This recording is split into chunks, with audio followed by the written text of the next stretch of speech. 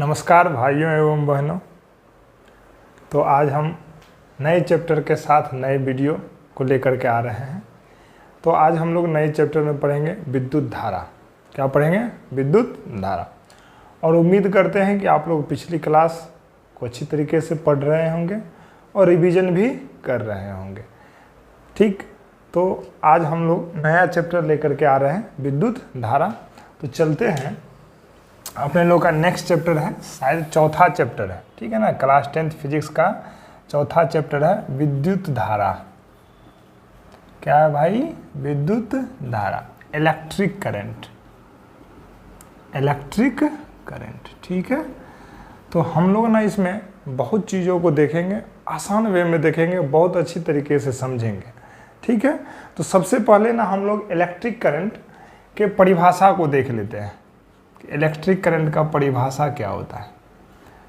और यदि पिछली क्लास की हम लोग बात करें तो पिछली क्लास में हम लोग मानव नेत्र और वायुमंडलीय अपवर्तन को कंप्लीट कर लिए थे। उसके बाद वाला चैप्टर ये है विद्युत धारा, तो हम लोग उसी को स्टार्ट कर रहे हैं। ठीक है बच्चों, तो विद्युत धारा का सबसे पहले परिभाषा देख लेते हैं। तो विद्युत धारा क्या होता है? हम लोग बोलते हैं कि आवेश के प्रवाह की दर को, किसकी दर को?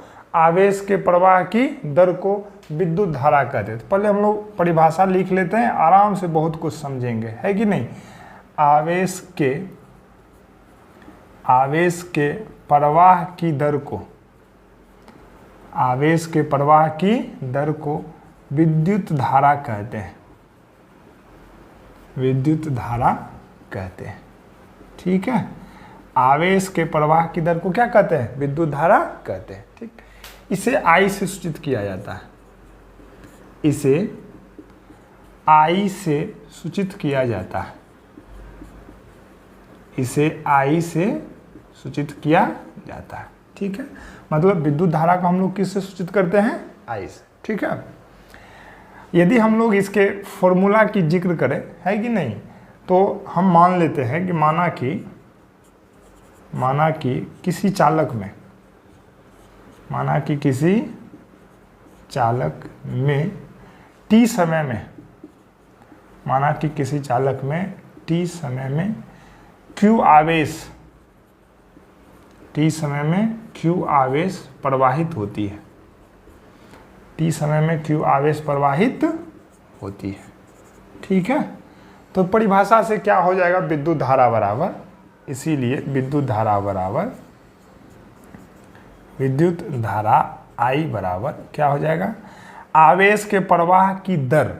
देखिए अभी एक ना आप लोग टेक्निक समझ लीजिए या ट्रिक समझ लीजिए फॉर्मूला निकालने का। यदि किसी भी परिभाषा में दर वर्ड का यूज रहे ना, रेट वर्ड का यदि यूज रहे, तो हम ना उसमें समय से भागा दे देते हैं। किससे भागा दे देते हैं बच्चों? समय से भागा दे देते हैं। तो विद्युत धारा I बराबर क्या हो जाएगा? आवेश के प्रवाह की दर। तो आवेश भैया कितना है? Q है। इसके प्रवाह की दर है, तो किससे भागा देंगे? समय से। तो कितना हो जाएगा? Q/T। तो विद्युत धारा I बराबर क्या हो गया? Q/T। यही हो गया अपना फॉर्मूला। विद्युत धारा का क्या हो गया फॉर्मूला? I बराबर Q/T, मतलब आवेश बटे समय। इसको लिख सकते हैं Q मतलब क्या हो गया? आवेश, और T मतलब क्या हो गया? समय। ठीक है भाई, तो यही हो गया सूत्र, हो गया विद्युत धारा I बराबर कितना हो जाता है? Q/T। यदि अब हम लोग इसके SI मात्रक की चर्चा करें, क्योंकि विद्युत धारा का SI मात्रक बहुत बार ऑब्जेक्टिव क्वेश्चन में आता है कि विद्युत धारा का SI मात्रक क्या होता है। तो हम सभी जानते हैं कि विद्युत धारा का SI मात्रक एम्पियर होता है। क्या होता है बच्चों? एम्पियर। तो हम ना उसको निकालते हैं, है कि नहीं। विद्युत धारा का SI मात्रक, विद्युत धारा का SI मात्रक। तो हम जानते हैं कि किसी का भी SI मात्रक निकालने के लिए उसका क्या यूज करते हैं? फॉर्मूला का। तो हम जानते हैं यहाँ पे फॉर्मूला क्या है? I बराबर Q/T, I बराबर Q/T। तो I का SI मात्रक बराबर क्या हो जाएगा? I का SI मात्रक बराबर Q का SI मात्रक, Q का SI मात्रक अब बट्टे T का SI मात्रक, बट्टे T का SI मात्रक। ठीक है भाई, देख लेते हैं नीचे वाला दिख रहा है या नहीं। हाँ दिख रहा है। तो Q का ऐसा है मात्रक, Q मतलब आवेश, आवेश का ऐसा है मात्रक क्या होता है, कूलॉम। क्या होता है, कूलॉम।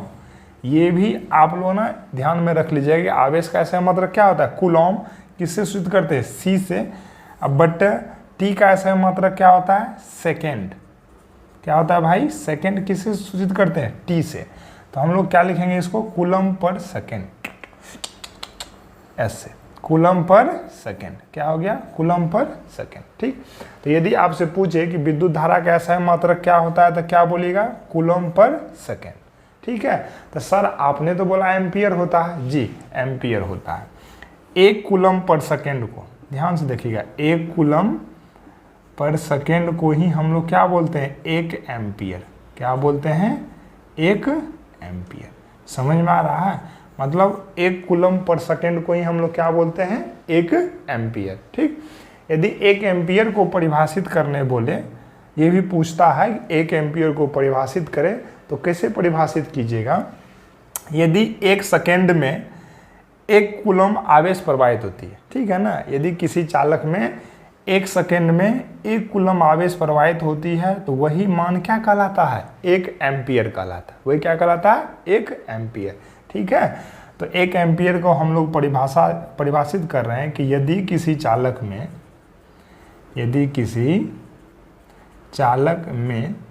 एक सेकेंड में एक कूलम आवेश, एक सेकेंड में एक कूलम आवेश प्रवाहित होती है तो वह एक एम्पियर कहलाता है। तो वह एक एम्पियर कहलाता है। ठीक है बच्चों। तो उम्मीद है कि अभी हम लोग जितना भी पढ़े समझ में आ गया होगा, नहीं तो उसको हम फिर से रिकॉल करते हैं, एक बार सबको फिर से देखते हैं। ठीक है। तो हम लोग नया चैप्टर स्टार्ट किए हैं, विद्युत धारा। तो इसमें हम लोग सबसे पहला टॉपिक ये देख रहे हैं कि विद्युत धारा क्या होता है, उसकी परिभाषा को समझ लेते हैं, उसमें उपयोग होने वाले टर्म्स को देखेंगे। उसके बाद धीरे धीरे चैप्टर के डीप में क्या करेंगे, अंदर तक जाएंगे। बहुत मज़े में, बहुत आसान वे में पढ़ेंगे, जिस तरीके से पिछले सारे चैप्टर्स को कंप्लीट करा है कि नहीं। तो परिभाषा पढ़ा क्या चीज़, आवेश के प्रवाह की दर को क्या कहते हैं, विद्युत धारा कहते हैं। तो हम आपको बताएं कि यदि किसी भी परिभाषा में दर वर्ड का यूज रहे ना, तो उसको हम किससे भागा दे देते हैं, समय से भागा दे देते हैं। ठीक है। इसको किससे सूचित करते हैं, आई से। तो हम मान लिए कि यदि किसी चालक में टी समय में क्यों आवेश प्रवाहित होती है, तो विद्युत धारा का क्या फॉर्मूला हो जाएगा, आवेश बटा समय। क्योंकि परिभाषा में क्या लगा हुआ है, दर, तो उसके फॉर्मूला में किससे भागा दे देंगे, समय से। ठीक हो गया। तो अब हम ना विद्युत धारा का ऐसा मात्रक निकाल रहे हैं। तो किसी का भी ऐसा मात्रक निकालने के लिए हम उसके फॉर्मूला का इस्तेमाल करते हैं। तो फॉर्मूला अभी निकाले, आई बराबर कितना हो जाता है, क्यू बटे टी। तो आई का ही ऐसा मात्रक निकालना है तो क्या हो जाएगा, क्यू का ऐसा मात्रक बटे टी का ऐसा मात्रक। ठीक है। तो क्यू मतलब आवेश, आवेश का ऐसा मात्रक कितना होता है, कूलम। किससे सूचित करते हैं, सी से। टी का मतलब समय, समय का ऐसा मात्रक होता है सेकेंड। किससे सूचित करते हैं, एस से। तो हम इसको लिख सकते हैं कूलम पर सेकेंड। यदि आपसे पूछ ले कि विद्युत धारा का ऐसा मात्रक क्या होता है, तो कूलम पर सेकेंड होता है। ठीक है। यही ऐसा मात्रक होता है, कूलम पर सेकेंड। लेकिन एक कूलम एक सेकेंड को हम लोग क्या बोलते हैं, एक एम्पियर। मतलब कूलम पर सेकेंड को हम लोग क्या बोलते हैं, एक एम्पियर बोलते हैं। इसीलिए हम लोग बोलते हैं कि विद्युत धारा का ऐसा मात्रक एम्पियर भी होता है। ठीक। तो यदि अब हम लोग एम्पियर को परिभाषित करें तो क्या हो जाएगा, देखिए, मतलब यहाँ देखिएगा ध्यान से, एक सेकेंड में यदि एक कूलम आवेश प्रवाहित होती है, ठीक, एक सेकेंड में यदि एक कूलम आवेश प्रवाहित होती है तो उसी को हम लोग क्या बोलते हैं, एक एम्पियर।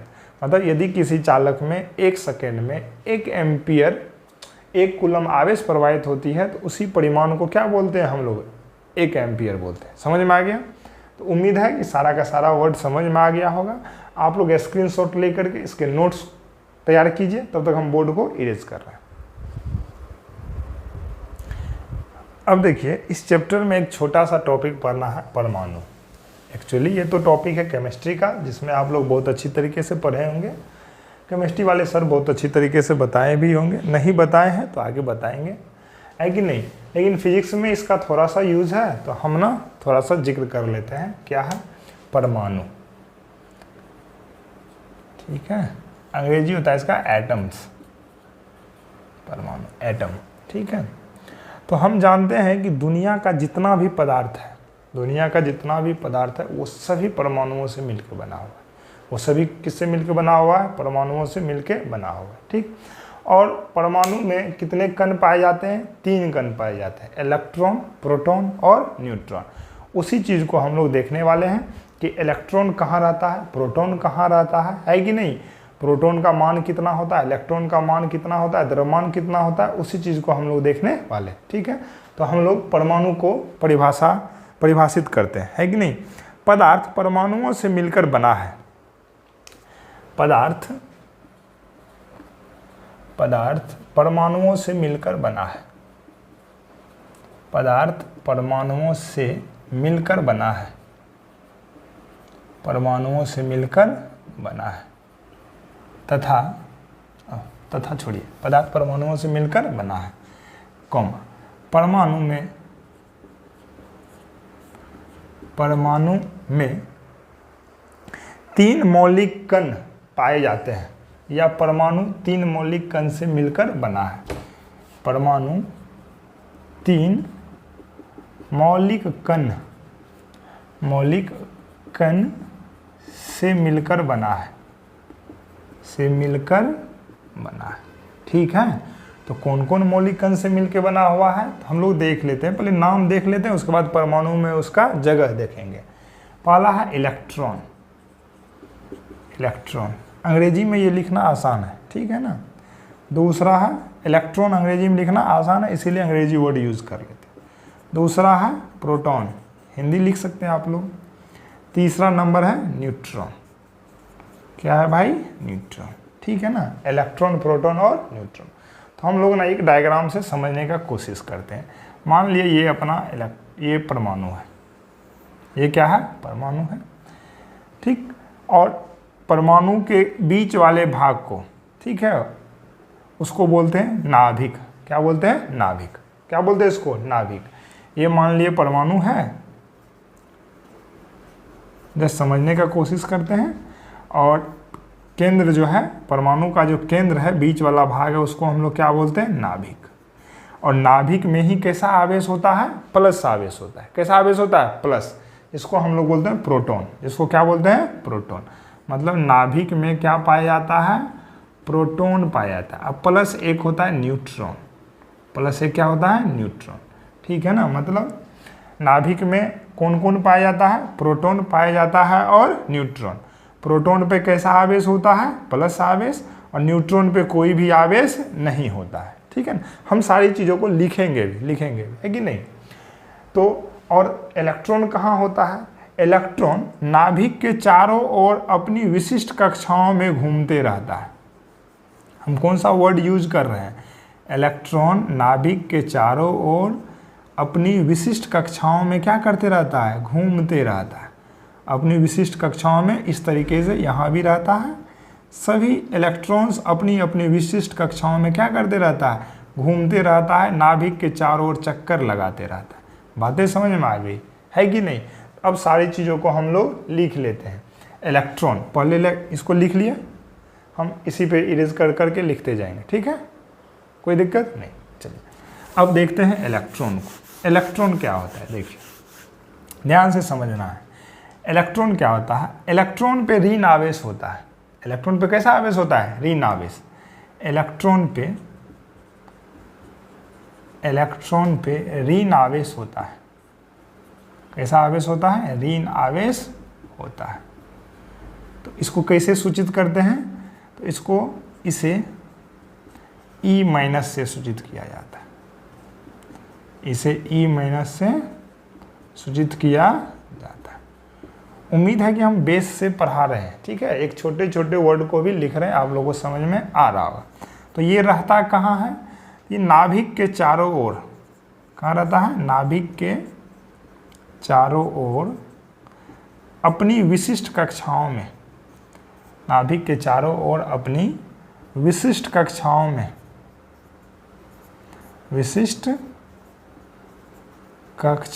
में घूमता है।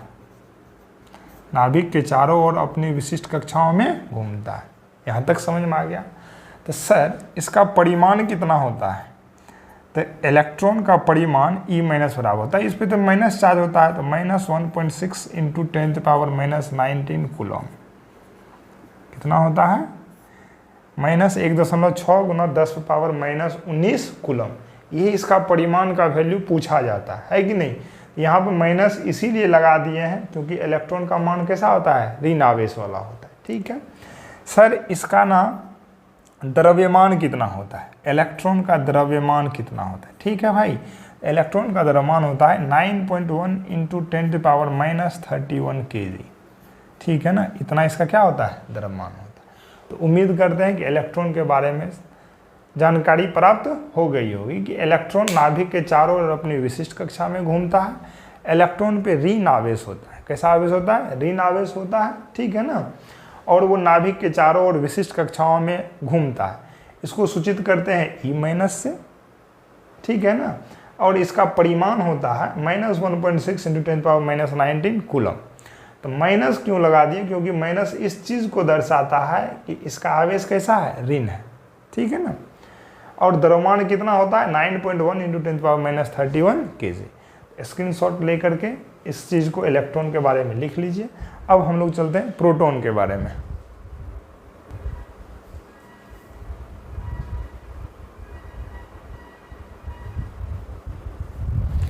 तो अब हम लोग देखते हैं किसको? प्रोटॉन को। दूसरा नंबर क्या है भाई? प्रोटॉन। ठीक है ना, तो प्रोटॉन कहाँ पाया जाता है? नाभिक में पाया जाता है। कहाँ पाया जाता है? प्रोटॉन नाभिक में पाया जाता है।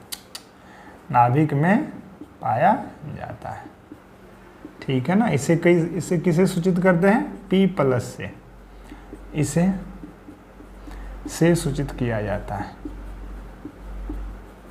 से सूचित किया जाता है। P मतलब प्रोटॉन, प्लस मतलब अब समझ में आ रहा होगा कि इस पे कैसा आवेश होता है? धन आवेश होता है। इस पे धन आवेश होता है। ठीक है ना, यदि इसके परिमाण का जिक्र करें तो इलेक्ट्रॉन का परिमाण और प्रोटॉन का परिमाण दोनों सेम होता है, केवल चिन्ह का डिफरेंट हो जाता है। इसमें प्लस हो जाएगा, इसमें क्या हो जाएगा? प्लस। ठीक है ना, द्रव्यमान कितना हो जाएगा? 1.672 गुना 10⁻⁻27 kg। ठीक है ना, ये सारे ऑब्जेक्टिव्स पूछे जाते हैं। 1.672 गुना 10⁻⁻27 kg। ठीक, और यदि आगे हम बात करें न्यूट्रॉन की, तो न्यूट्रॉन नाभिक में पाया जाता है और यह अनावेशित होता है। न्यूट्रॉन कहाँ पाया जाता है? नाभिक में पाया जाता है। नाभिक में पाया जाता है और यह क्या होता है भाई? यह अनावेशित होता है। क्या होता है? अनावेशित होता है। अनावेशित का मतलब होता है कि न्यूट्रॉन पे कोई भी आवेश क्या होता है? नहीं होता है। अनावेशित का मतलब होता है न्यूट्रॉन पे कोई भी आवेश नहीं होता। ठीक है, अब मेन पॉइंट पे चलते हैं कि नाभिक में कितने चीज़ पाए जाते हैं? दो चीज़, एक प्रोटॉन पाया जाता है और एक न्यूट्रॉन। तो प्रोटॉन और न्यूट्रॉन के संयुक्त नाम को, प्रोटॉन और न्यूट्रॉन के संयुक्त नाम को हम लोग बोलते हैं न्यूक्लियॉन। क्या बोलते हैं? न्यूक्लियॉन। क्या बोलते हैं इसको? न्यूक्लियॉन।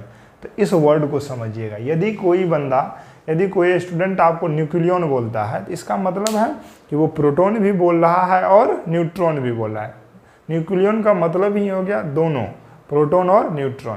प्रोटॉन और न्यूट्रॉन के संयुक्त नाम को बोलेंगे न्यूक्लियॉन। यदि आपसे ऑब्जेक्टिव जैसे पूछ ले कि नाभिक में, परमाणु के नाभिक में क्या सब पाया जाता है, पहला नंबर ऑप्शन दे देगा इलेक्ट्रॉन, दूसरा नंबर दे देगा प्रोटॉन,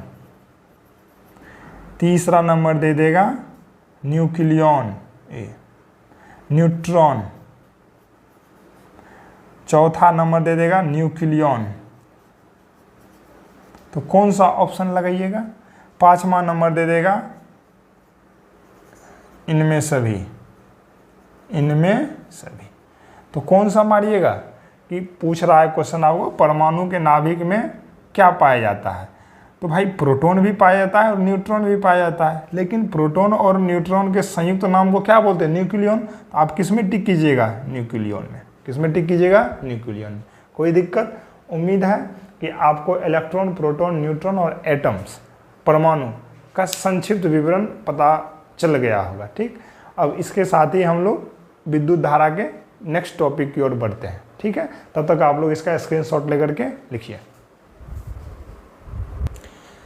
यदि आपसे कोई पूछे कि परमाणु विद्युतः क्या होता है, यदि कोई आपसे क्वेश्चन दे करके इस तरीके से पूछे कि परमाणु विद्युतः क्या होता है,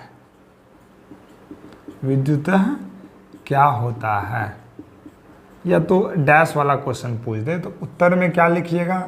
परमाणु विद्युतः क्या होता है? उदासीन होता है। क्या होता है? उदासीन। उदासीन होता है। कहिएगा सर ये मतलब नहीं समझ में आया, तो समझते हैं, मतलब को समझते हैं।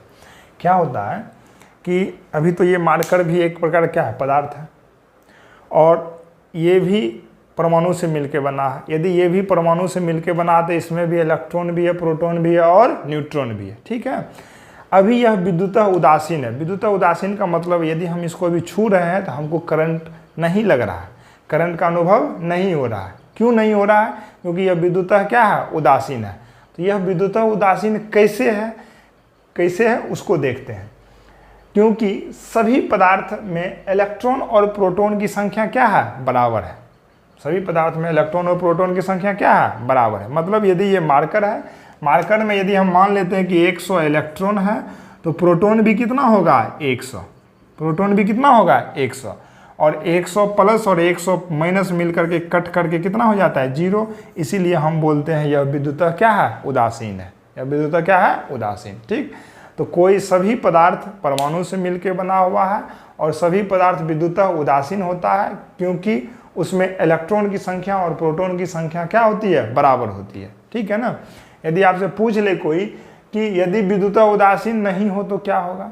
मान लीजिए इलेक्ट्रॉन की संख्या ज़्यादा है, प्रोटॉन की संख्या ज़्यादा है, यदि वो विद्युतः उदासीन नहीं है तो उसमें क्या आ जाएगी? करंट आ जाएगी। है कि नहीं है?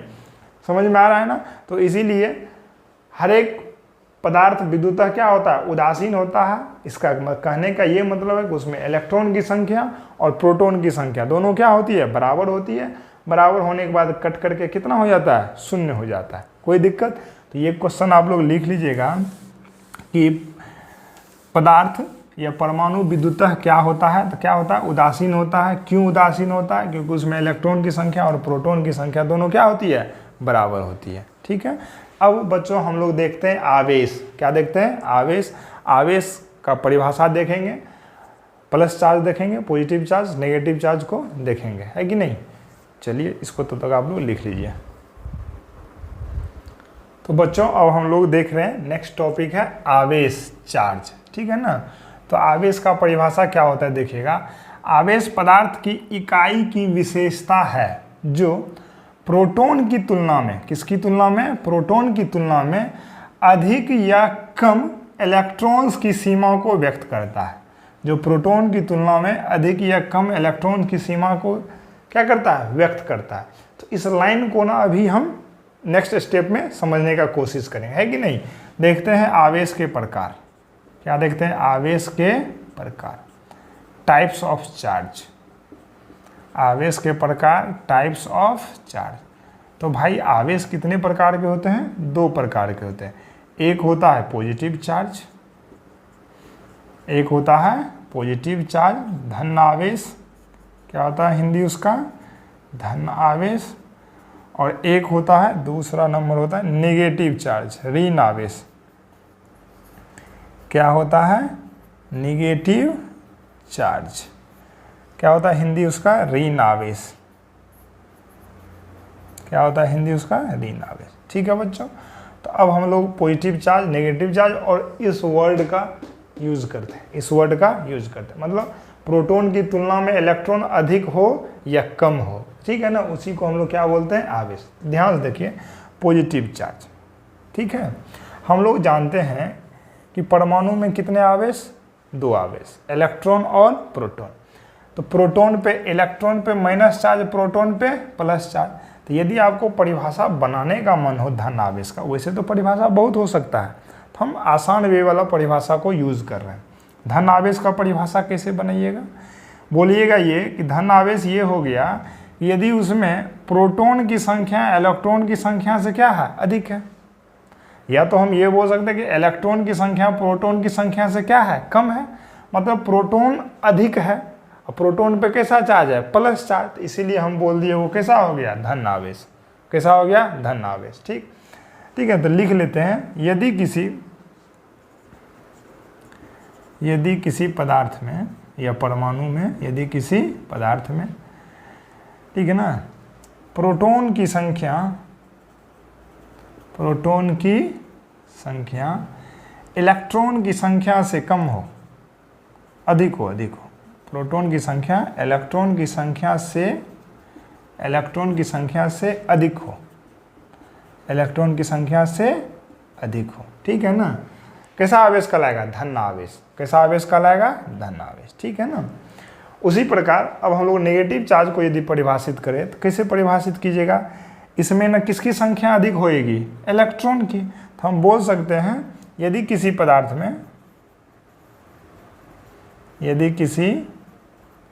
में इलेक्ट्रॉन की संख्या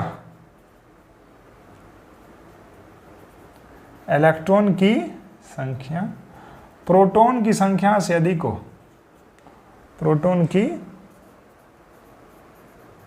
संख्या से अधिक हो तो वह ऋण आवेश कहलाता है। तो वह ऋण आवेश कहलाता है। यहाँ तक बातें समझ में आ गई। ये सिंपल बातें थी, है कि नहीं है, समझने वाली बातें थी, आसान वे में। प्रोटॉन पे प्लस होता है तो प्रोटॉन ज़्यादा है, इलेक्ट्रॉन पे माइनस होता है तो इलेक्ट्रॉन ज़्यादा है। ठीक, अब हम इलेक्ट्रॉन्स के टर्म में पढ़ रहे हैं, ठीक है ना। तो यदि पूछे कि मान लीजिए किसी भी पदार्थ पे प्लस आवेश है तो वो इलेक्ट्रॉन ले रहा है या इलेक्ट्रॉन दे रहा है, यदि इलेक्ट्रॉन्स की टर्म में पूछे तो आप कैसे बोलिएगा। सिंपल सी बातें हैं, देखिए ऋण हम लोग अपनी गांव घर की भाषा में जानते हैं, हिंदी में जानते हैं। ऋण का मतलब होता है किसी से उधार लेना। ऋण का क्या मतलब होता है, किसी से उधार लेना। यदि किसी भी वस्तु पे ऋण आवेश है, इसका मतलब है कि वह इलेक्ट्रॉन क्या किया है, ग्रहण किया है। वो इलेक्ट्रॉन क्या किया है, ग्रहण किया है। यदि बोल दे ऋण आवेश है तो आराम से समझिए, ऋण आवेश का मतलब है वो इलेक्ट्रॉन क्या किया है, ग्रहण किया है कि नहीं। ऋण आवेश का मतलब हो गया इलेक्ट्रॉन का क्या करना, ग्रहण करना। देखिए यदि कोई पदार्थ, यहाँ पर लिख देते नीचे में, यदि कोई पदार्थ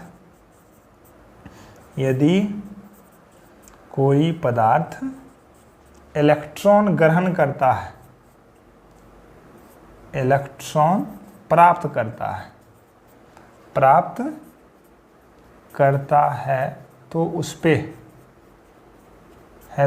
उस पे ऋण आवेश होता है, नेगेटिव चार्ज होता है।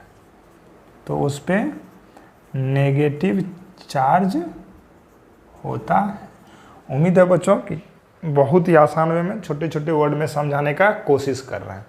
पॉजिटिव चार्ज कहने का मतलब हो गया ये इलेक्ट्रॉन क्या किया, प्रदान किया, दान में दे दिया, है कि नहीं है। मतलब दान देने वाला आदमी प्लस में है। ऋण वर्ड ही लग रहा है कि ऋण लिया है, मतलब वो माइनस में है कि नहीं है। तो कोई पदार्थ, यदि कोई पदार्थ या कोई भी पदार्थ इलेक्ट्रॉन खोकर या इलेक्ट्रॉन प्रदान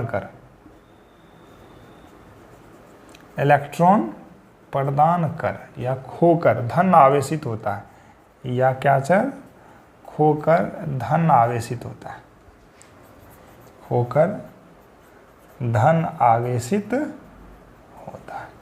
ठीक है, उम्मीद है बच्चों कि पॉजिटिव चार्ज और नेगेटिव चार्ज समझ में आ गया होगा। बच्चों को इसी वर्ड में कन्फ्यूजन होता है कि सर पहले आवेश का परिभाषा क्या होगा, अब प्लस चार्ज और माइनस चार्ज को कैसे परिभाषित करेंगे। तो उम्मीद है कि समझ में आ गया होगा। एक एग्जांपल से देखते हैं।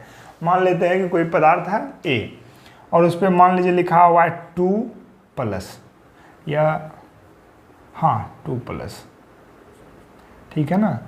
और कोई पदार्थ है उस पर लिखा हुआ है B2-, ठीक है ना।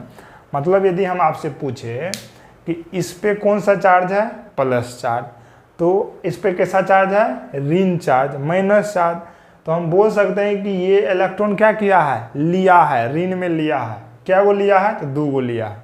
और ये दिया है, क्या को दिया है, 2 को दिया है, इसीलिए इस पर कैसा चार्ज है, प्लस चार्ज, इस पर कैसा चार्ज है, माइनस। सिंपल सी भाषा है। ऋण मतलब कर्ज लेना, आप लिए हो तो ऋण में हो, माइनस में हो। और कोई दिया है तो मतलब सिंपल सा है, वो प्लस में दिया है कि नहीं है। कभी भी कॉलर पकड़ के आपसे 10 रुपया मांग सकता है। यदि मान लीजिए ये दोस्त है, ये ना इसको 10 रुपया दिया, मतलब ये तो ऋण में है, ये प्लस है। कभी भी जाएगा कॉलर पकड़ के 2 झापड़ दे करके कहेगा मेरा 10 रुपया लो, क्योंकि ये किस में है, प्लस में है, और ये किस में है, माइनस में। बेचारा ऋण में है, ये कुछ बोलेगा भी नहीं। अच्छा ठीक है, दे देते हैं, अभी नहीं है, कल दे देंगे। उम्मीद है बच्चों समझ में आ गया होगा, ऋण आवेश और धन आवेश, ठीक है। तो अब देखते हैं, थोड़ा सा एक वर्ड है, क्वेश्चन भी पूछा जाता है, जैसे कि हम लोग बचपन में क्या करते थे, पेपर के छोटे छोटे टुकड़े कर लेते हैं और पेन से ना उसको बाल में ऐसे घिस करके और उसको सटाते हैं, ठीक है। तो हम देखते हैं कि वो क्या हो जाता है, सट जाता है। पेन में क्या हो जाता है, सट जाता है। कैसे सट जाता है, क्यों? क्योंकि जब हम लोग पेन को जब इसमें ऐसे ऐसे घिसते हैं ना, तो ये आवेशित हो जाता है। ये क्या हो जाता है, आवेशित हो जाता है। और आवेशित हो जाने के कारण वो पेपर को अपनी ओर क्या करता है, खींच लेता है। कोई दिक्कत नहीं। उसी चीज़ को देखेंगे कि किस पे धन आवेश आ जाता है और किस पे ऋण आवेश आ जाता है, ठीक है। तब तक आप लोग इसको लिखिए स्क्रीनशॉट लेकर के, और हम बोर्ड को मिटाते हैं।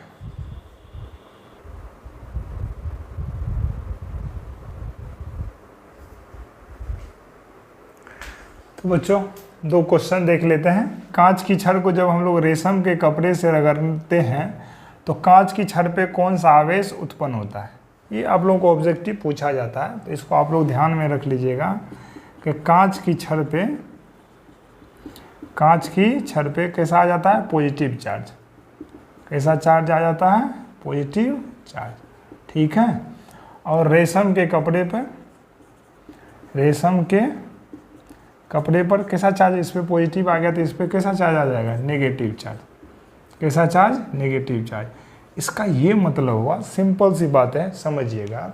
जब कांच की छड़ को रेशम के कपड़े से जब हम लोग रगड़ रहे हैं तो क्या हो रहा है, इस पे पॉजिटिव चार्ज, इस पे नेगेटिव, मतलब कांच की छड़ का जो इलेक्ट्रॉन है वो निकल करके किधर चला गया, रेशम के कपड़े की ओर।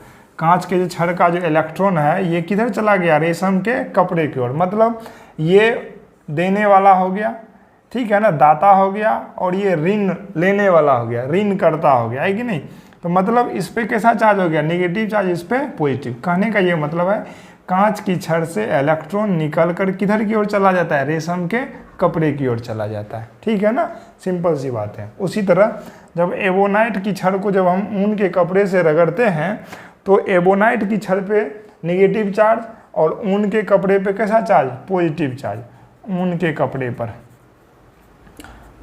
कपड़े पर कैसा चार्ज आ जाता है, पॉजिटिव चार्ज, पॉजिटिव चार्ज। और एबोनाइट की छड़ पे कैसा, एबोनाइट की छड़ पे कैसा charge, negative charge, negative charge. कहने का ये मतलब है कि ऊन के कपड़ा से इलेक्ट्रॉन निकल कर कहाँ चला जाता है, एबोनाइट के छड़ पे चला जाता है। कोई दिक्कत समझ नहीं, उम्मीद है आप लोगों को समझ में आ गया होगा। तो नेक्स्ट क्लास में हम लोग देखेंगे नेक्स्ट टॉपिक, ठीक है बच्चों। तब तक के लिए नमस्कार। अच्छे से रिवीजन कीजिए, अच्छे से पढ़ाई कीजिए, अच्छे से नोट्स बनाइए। कोशिश कीजिए कि 450+ मार्क लाएं, तो मज़ा है, तो ही पढ़ने में आनंद है, नहीं तो फिर आनंद है, ठीक है ना। लेकिन पढ़िए, अच्छे तरीके से पढ़िए, ठीक है। और रिवीजन पे ज़रूर ध्यान दीजिए, क्योंकि रिवीजन में ही सफलता का क्या है, रहस्य है। आते हैं नेक्स्ट क्लास में नेक्स्ट वीडियो के साथ, तब तक के लिए नमस्कार।